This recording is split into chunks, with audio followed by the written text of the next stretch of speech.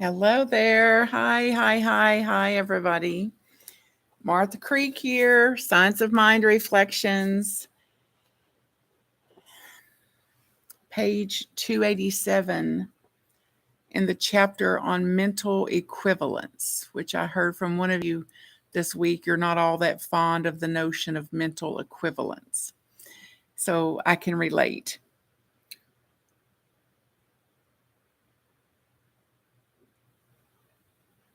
We do not suddenly become affluent.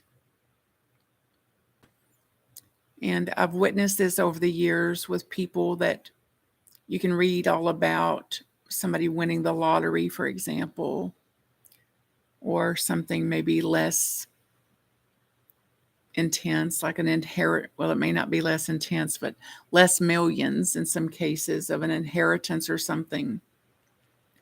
And they were penniless, broke, and even in debt or, quote, worse off than when they received the influx of cash, the lottery, the inheritance, or whatever.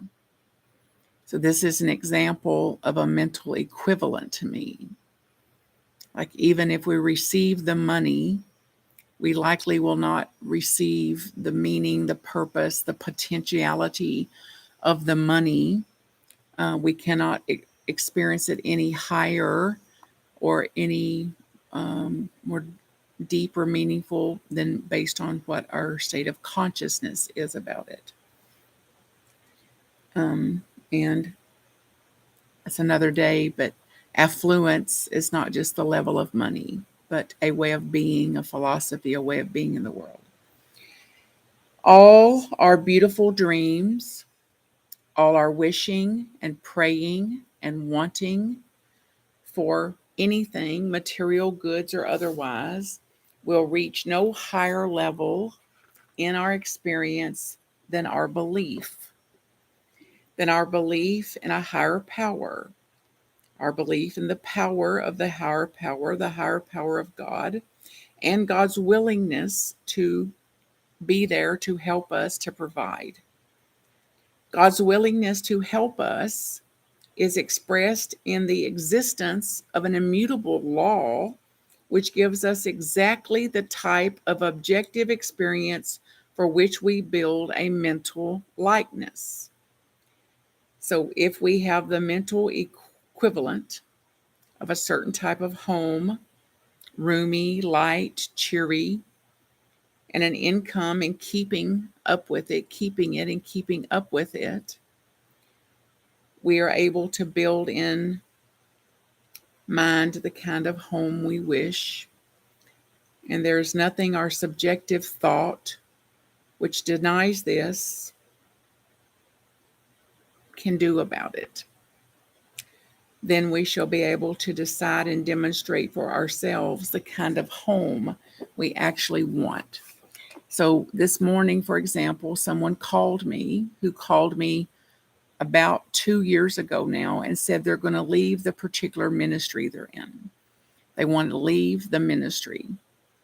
And then said, I can't leave the ministry because the ministry needs me. And it would be very detrimental if I leave now because we're in a certain building and a certain thing about the building. And I'm not going to leave until that thing about the building is established. And then the thing about this building gets completed. And then it's like, okay, now I'm going to go. And then a year later, it's like, I really do want to go from this ministry. And now 2 years later, still in the ministry. So nothing wrong with this, no problem, no anything, just the power of the mind that will tell us we want certain things that we actually don't want. Or disregarding the part of us that actually wants, in this case, to leave the ministry. I do want to leave the ministry. It's usually because we're looking for some relief, which is what we're really wanting, not to leave the ministry, but how can I be in the ministry and get the benefits of being in the ministry and feel better about it than I do.